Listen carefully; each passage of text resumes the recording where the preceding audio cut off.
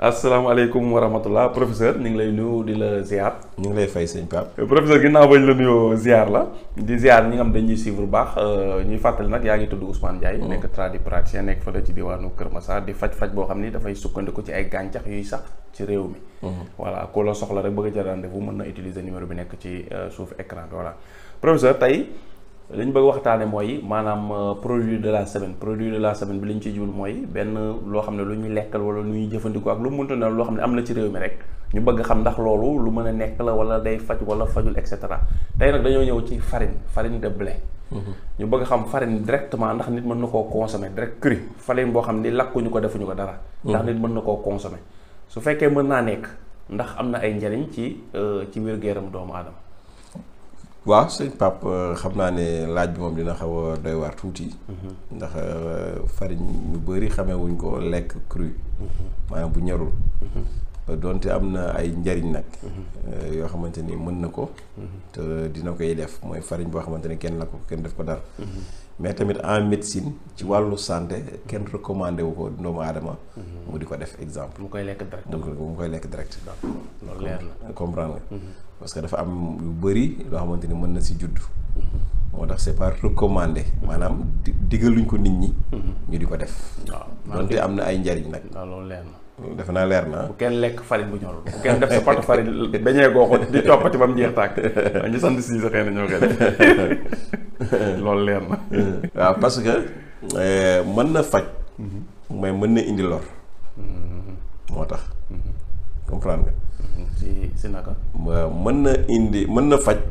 mooy baax na ci yenn kii yi parce que bu dee ay vitamines daf ko am. waaw. maanaam farine bu ñorul. dafa bëri ay vitamines. te doomu aadama vitamine la soxla. kon gis nga ni baax na. dinañ ko gën a leeral. léegi lu mel ni ay magnésium. lu mel ni fer.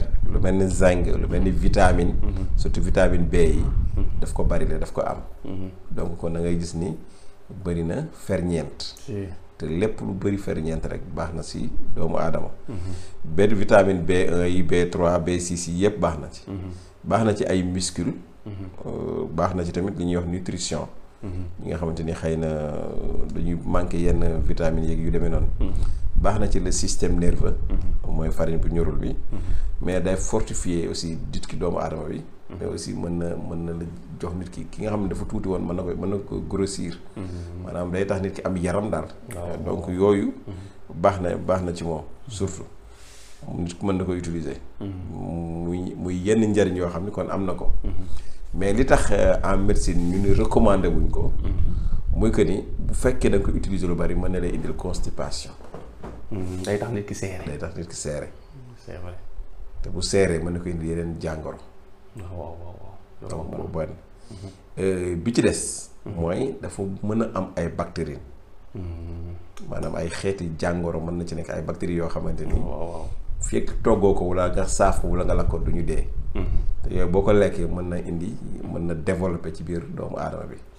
donc bactéries yooyu moo tax tamit c'est pas recommandé. donc loolu moo tax. en médecine recommandé wuñu diggaluñu nit ki. muy lekk bu ñorul. bu ñoree nag. bu ñoree maanaam buñ ko lakkee ci four bi. wala ñu saaf ko ci diwlin bi. bu weesoo 100 degré dem 200 et ainsi de suite. là dans ce cas. microbe yu bëri yu ci nekkoon mën na dee. bactéries yu bëri yu ci nekkoon mën na dee. donc loolu moo tax. mais bu fekkee nag lakkaguñ ko. nga jël saako farine bi noonu nag di ko lekk wala nga jël farine bi tooyal ko noonu. di ko lekk bactéries yooyu ña nga fa. bu duggee mën na indi yeneen jafe-jafe loolu moo tax ñu ni c'est pas recommandé. mais teewul am na yenn ferñeente ñu waxoon am na ko.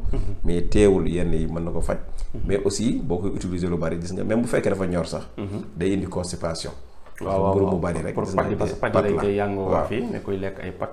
bu yàggee da ngay mburu mu bari wala. ceeb bu bari donc feebar yu bari da ngay gis dañ lay teree pat. vermicelle yeeg yooyu. waaw kay léegi nag boo ñëwee nag bu fekkee ñu lakkuñu ko. fa la pat bi di gën a amee doole sax. waaw parce que farine bu tooyee day élastique. day élastique. te day danga ko lakk. waaw c'est vrai donc loolu moo tax incha allah. xam naa surtout sax dañuy am colopathie. surtout. waaw si colopathie hémorroïde ak yooyu waaw. kon loolu yaakaar naa leer na kon professeur jërëjëf. jërëjëf merci.